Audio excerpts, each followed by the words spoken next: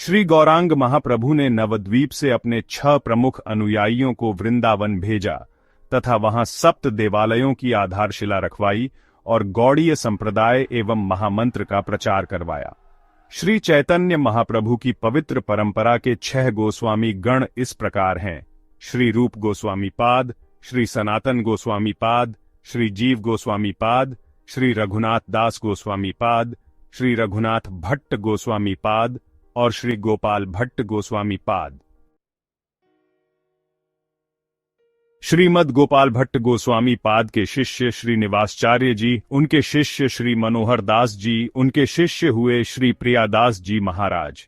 श्री प्रियादास जी के विषय में अधिक वर्णन प्राप्त नहीं हो पाता। बताया जाता है कि इनका जन्म राजपुरा नामक ग्राम सूरत, गुजरात में हुआ। ये नवीन अवस्था में श्री वृंदावन आ गए और श्री राधारमण मंदिर में श्री मनोहर दास जी के शिष्य हो गए। श्री साकेत धाम पधारने के 100 वर्ष बाद वैष्णव रत्न श्री प्रियादास जी को एक दिन श्री नाभादास जी द्वारा भक्तमाल पर टीका करने की आज्ञा हुई, जिसका उन्होंने स्वयं इस प्रकार वर्णन किया है: महाप्रभु कृष्ण चैतन्य मनहरंजू के चरण को ध्यान मेरे नाम मुख गाइए। ताही समय नाभाजू ने आज्ञा दई लई धारी टीका विस्तारी भक्तमाल की सुनाइए। कीजिए कवित्त बंद छंद अति प्यारो लगय जगय जग माही कही वाणी विरमाइए। जानो निजमति ए पै सुन्यो भागवत शुक द्रुमणि प्रवेश कियो ऐसे ही कहाइए। श्री प्रियादास जी कहते हैं कि एक बार मैं महाप्रभु श्री कृष्ण चैतन्य एवं गुरुदेव श्री मनोहर दास जी के श्री चरण कमल का हृदय में ध्यान और मुख से नाम संकीर्तन कर रहा था। उसी समय श्री नाभा जी ने मुझे आज्ञा दी, जिसे मैंने शिरोधार्य कर लिया। वह आज्ञा यह थी कि श्री भक्तमाल की विस्तार पूर्वक टीका करके सुनाइए। टीका कवित्त छंदों में कीजिए, जो कि अत्यंत प्रिय लगे और संपूर्ण संसार में प्रसिद्ध हो।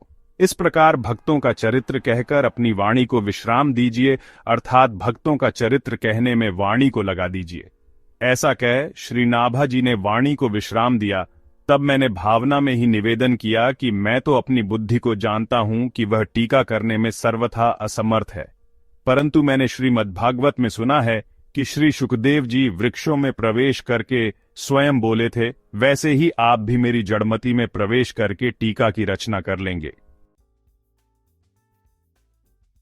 भक्तिस्बोधिनी टीका का नाम स्वरूप वर्णन रची कविताई सुखदाई लागय निपट सुहाई और सचाई पुनरुक्ति लय मिटाई है।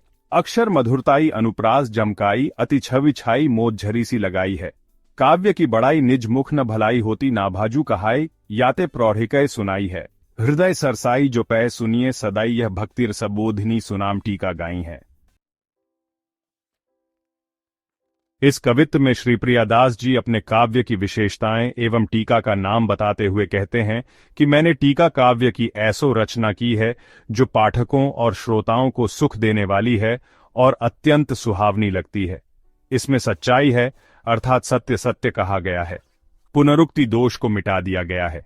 अक्षरों की मधुरता, अनुप्रास और यमक आदि अलंकारों से अत्यंत सुशोभित होकर इस टीका काव्य ने आनंद की झरी सी लगा दी है। अपने काव्य की अपने मुख से प्रशंसा करना अच्छा नहीं होता, परंतु इसे तो श्रीनाभाजी ने कहलवाया है, इसी से इसकी प्रशंसा निश्शक होकर दृढ़तापूर्वक सुनाई है। यदि नीरस हृदय वाला व्यक्ति भी सदा इसका श्रवण करे तो उसके हृदय में सरसता होगी, और सरस हृदय वाले के लिए बारंबार सुनने पर भी यह टीका उत्तरोत्तर सरस प्रतीत होगी। ऐसी यह भक्ति रसबोधिनी सुंदर नाम वाली टीका गाई है, जो भक्ति के सभी रसों का बोध कराने वाली है। श्रद्धाई फुलेल और उबटनो श्रवण कथा मैल अभिमान अंग अंगनी छुड़ाइए। मनन सुनीर अनहवाई अंगुछाई दया नवनी वसन पण सौदो लय लगाइए।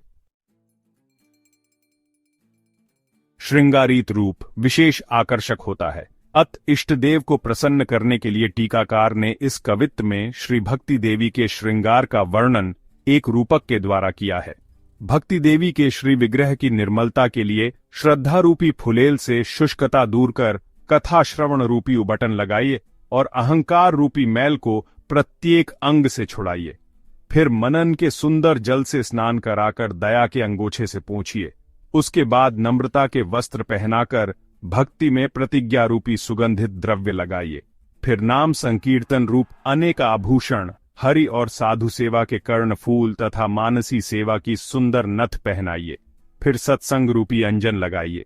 जो भक्ति महारानी का इस प्रकार श्रृंगार करके फिर उन्हें अभिलाषा रूपी बीड़ा पान अर्पण करके उनके सुंदर स्वरूप का दर्शन करता रहे, वह श्री प्रिया प्रियतम को प्राप्त करता है। ऐसा संतों एवं शास्त्रों ने गाया है।